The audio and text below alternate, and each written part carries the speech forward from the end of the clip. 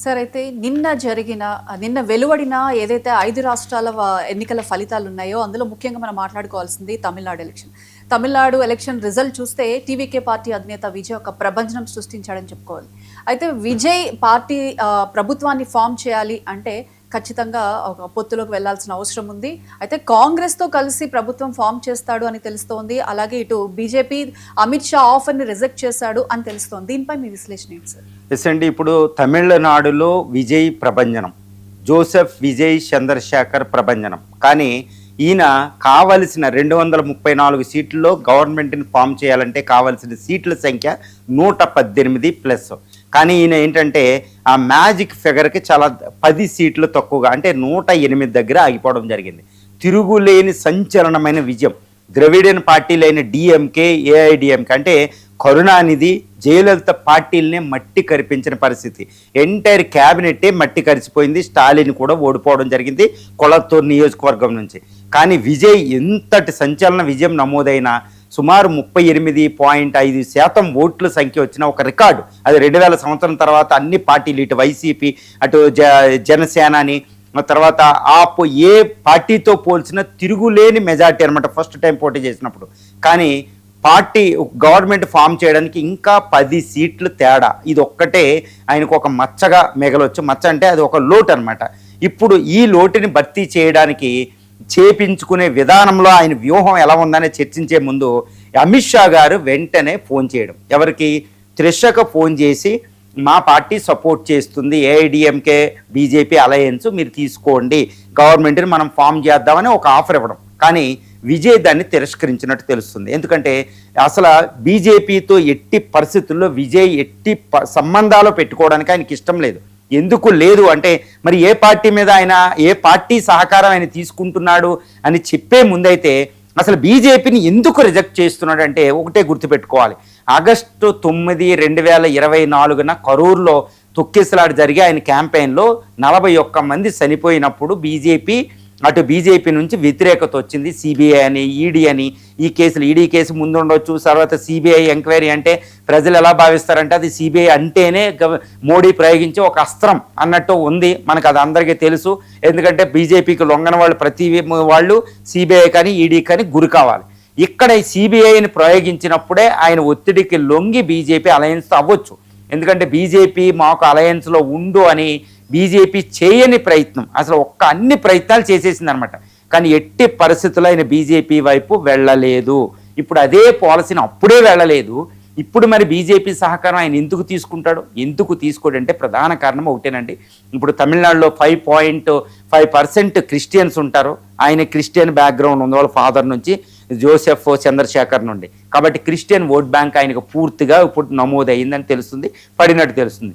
2, ఆయన ఏంటంటే SC కులస్తుడు, schedule caste నుంచి సంబంధించి, కాబట్టి 20% ఓట్ బ్యాంక్ ఉంది. వీళ్ళంతా భయంకరమైన కుల వివక్షకు గురవుతారు. ఎందుకంటే మనకి కోయంబత్తూరు, తమిళనాడు ప్రాంతంలో కుల వివక్ష చాలా లోతుగా ఉంటుంది అనమాట. 20% పాపులేషన్. కాబట్టి ఆయన ఒక హీరోగా కొలిసి ఆయన ఓటేశారు. ఇక్కడ హిందుత్వవాద పార్టీ కాబట్టి ఆ పార్టీకి ఎట్టి పరిస్థితుల్లో పొసగదు. తర్వాత ఇంకొక 5% ముస్లిం ఓట్ బ్యాంక్ ఉంది, చాలా కీలకంగా ఉంటుంది కొన్ని నియోజకవర్గాలు. వాళ్ళందరూ ఈయనకు ఓటేశారు. కాబట్టి హిందుత్వ పార్టీతో సంబంధం లేని పార్టీతోనే ఆయన సంబంధాలు పెట్టుకుంటాడు. కాబట్టి బీజేపీ ఇచ్చిన ఆఫర్ని ఆయన రిజెక్ట్ చేసేశాడు. కాబట్టి త్రిషతో మంత్రాలు చేయాల్సిన పరిస్థితి అమిత్ షాకు వచ్చింది. కానీ అక్కడ కూడా తిరస్కరణకు గురైనట్టు తెలుస్తుంది ముందులాగా. ఇప్పుడు మరి ఏ పార్టీ అంటే ఇప్పుడు విజయ్ ఫాదర్, ఈయన యొక్క చంద్రశేఖర్ విజయ్ ఫాదర్ ఇప్పటికే కాంగ్రెస్ని ఇన్వైట్ చేయడం జరిగింది. మీరు 5 సీట్లు మీకు వచ్చినాయి, ఇంకా కొన్ని సిపిఐఎం 2 సీట్లు, పిఎంకే, ఇలా కొన్ని చిన్న చితకా పార్టీల నుంచి తీసుకుంటే ఇంకో 15 సీట్లు వస్తే మాకు కావాల్సిన 10 మాకు సరిపోతుంది. కాబట్టి కాంగ్రెస్ని మీరు సపోర్ట్ చేయండి మాకు అని కాంగ్రెస్ని విజయ్ రిక్వెస్ట్ చేశారు. అంటే ఏంటి, కాంగ్రెస్తోనే గవర్నమెంట్, అంటే రాహుల్ ప్లస్ విజయ్ అనే గవర్నమెంట్ ఇక్కడ ఫామ్ అవబోతుంది.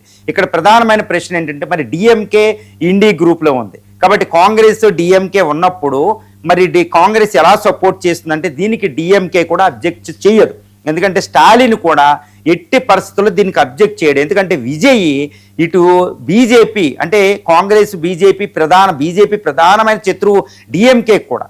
కాబట్టి డిఎంకే కాంగ్రెస్ ఇటు విజయ్కి సపోర్ట్ చేస్తాను అంటే డిఎంకే కూడా ఉత్తమం. ఎందుకంటే ఏఐడిఎంకేకి పవర్లోకి రాదు అపోజిషన్ పార్టీ. కాబట్టి అది బెనిఫిట్ అన్నమాట. కేవలం శత్రువర్గం ఓన్లీ విజయ్ ఉంటారు. కాబట్టి కాంగ్రెస్ 5 సీట్లు ఈయనకి సపోర్ట్ చేస్తానంటే స్టాలిన్ కూడా వ్యతిరేకించాడు. ఎందుకంటే ఇండి గ్రూప్ బలపడుతుంది, డిఎంకే కూడా అది ఉత్తమం. కాబట్టి కాంగ్రెస్ అంటే రాహుల్ గాంధీ, విజయ్ కలిసి తమిళనాడులో గవర్నమెంట్ ఫామ్ చేస్తున్నారు అని తెలుస్తుంది. దీంతో మొత్తం సౌత్ ఇండియాలో బీజేపీ అధికారంలో అస్సలు ఉండదు, ఎక్సెప్ట్ కేంద్రపాలిత ప్రాంతం పుదుచ్చేరి తప్పితే మొత్తం దేశం అంతా ఉన్నా. కాబట్టి ఈ విధంగా బీజేపీని తమిళనాడులోకి ఎంటర్ అవ్వనివ్వకుండా ఉండడానికి అన్ని ద్రవిడియన్ పార్టీలు ఏకమవుతున్నాయి. విజయ్కి అయితే అసలు ససేమిరే ఇష్టం లేదు బీజేపీతో కలవడం. ఎందుకంటే ఆయన ఓట్ బ్యాంక్ అంతా సర్వనాశనం అయిపోద్ది. ఆయన అవసరమైతే గవర్నమెంట్నే ఫామ్ చేయడు కానీ బీజేపీతో అయితే కలవడం. ఇది విజయ్ తీసుకున్న చాలా కీలక నిర్ణయంగా తెలుస్తుంది. త్రిషతో ఎంత మంత్రాలు చేసినా, ఎందుకంటే ఈయన ఇన్ఫ్లుయెన్స్ చేయగలిగింది కాబట్టి ఆవిడతోనే అమిత్ షా ఫోన్ మాట్లాడినా ప్రయోజనం లేదనేది ఇప్పుడు మనకు తెలుస్తుంది. అంటే కాంగ్రెస్, ఇటు పిఎంకే, లెఫ్ట్ పార్టీలు ఒకటి వారా గెలుచుకున్న వాళ్ళందరూ కలిసి ఈయనకు సపోర్ట్ చేస్తే వీళ్ళు క్యాబినెట్లో ఉన్నా లేకపోయినా ఆయన గవర్నమెంట్ ఫామ్ చేయబోతున్నాడు. విజయ్ 5 సంవత్సరాల పాటు ఈ పార్టీ పరిపాలించబోతుంది. ఎందుకంటే ప్రజా తీర్పు ఆయనకు అనుకూలంగా ఉంది కాబట్టి ఆయన పార్టీకి వచ్చి ఎటువంటి ప్రాబ్లం లేదు. ఈయన ఎన్నో ప్రజాకర్షక పథకాలు పెట్టుకున్నాడు, అది ఒక్కటే ఆయనకి ప్రమాదం, అంటే చాలా కష్టమయ్యేటట్టుంది. కాబట్టి కాంగ్రెస్ ఉంటే అక్కడ ఒకళ్ళు మినిస్టర్ ఉంచే కథ ఆధిపత్యం ఉంటుంది. 2 ఈయన కొత్త గవర్నమెంట్ ఎప్పుడు ఫామ్ చేసిన మనం గుర్తుపెట్టుకోవాలి. 1989లో 83లో ఎన్టీఆర్ గవర్నమెంట్ ఫామ్ చేయగానే నాదెండ్ల భాస్కర్ రావు రూపంలో కాంగ్రెస్ నుంచి ఈ రూపంలో గవర్నమెంట్ కొలాప్స్ అయింది. 1 సంవత్సరం తిరగకుండానే. చాలా పెద్ద ప్రమాదం. అఫీషియల్స్ నుంచి సహకారం కావాలి, కింద అడ్మినిస్ట్రేటివ్ సిస్టమ్ అంతా అంత నడిపించడం అంత ఈజీ కాదు. కాబట్టి ఇటు కాంగ్రెస్ అనుభవం ఉన్న కాంగ్రెస్కి ఆల్రెడీ ఉంది కాబట్టి అది గవర్నమెంట్లో ఉంటే ఆ అనుభవం కూడా ఉపయోగపడుతుంది. ఒక నేషనల్ పార్టీ సపోర్ట్ కూడా ఇప్పుడు విజయానికి ఉన్నట్టు తెలుస్తుంది. ఈ విజయాన్ని వెనకాల కాంగ్రెస్ ఉండగలిగితే మాత్రం తిరుగులేని ఇండియా గ్రూప్ చాలా బలపడుతుంది. తమిళనాడుకి అది అత్యవసరం. ఎట్టి పరిస్థితుల్లో బీజేపీ అనేది దాన్ని దూరం పెట్టడానికి ద్రవిడియన్ పార్టీలు పాల్పడుతున్న అందరూ పాటుపడుతున్నట్టు తెలుస్తుంది. ముఖ్యంగా ఏఐడిఎంకే కూడా బీజేపీతో అలయన్స్ అవ్వడం వల్లే మేము ఇప్పుడు విజయ్కి ఇచ్చాం, ప్రభుత్వ వ్యతిరేకతను మేము పట్టుకోలేకపోయాం అంటే ఇప్పుడు ఏఐడిఎంకేలో ఒక పెద్ద చర్చ జరుగుతుంది. అనవసరంగా బీజేపీ జోలికి వెళ్లకుండా మనం ఒంటరిగా పోటీ చేసి ఉంటే ఈరోజు గవర్నమెంట్ ఫామ్ చేద్దామని ఏఐడిఎంకేలో అంతర్మదనం జరుగుతుంది. కాబట్టి విజయ్ ఆ తప్పు చేయడు. ఎట్టి పరిస్థితులు ఉంటే రాహుల్తో లేదా అపోజిషన్, అంతేకాని ఎట్టి పరిస్థితుల్లో బీజేపీతో కలవను అని రిజెక్ట్ చేసినట్టు మనకు తెలుస్తుంది. ఈయన కొన్ని రోజుల్లో ప్రమాణ స్వీకారం కాంగ్రెస్ సపోర్ట్తో చేసే అవకాశాలు పుష్కలంగా ఉన్నాయి. ఓకే సార్, ఇక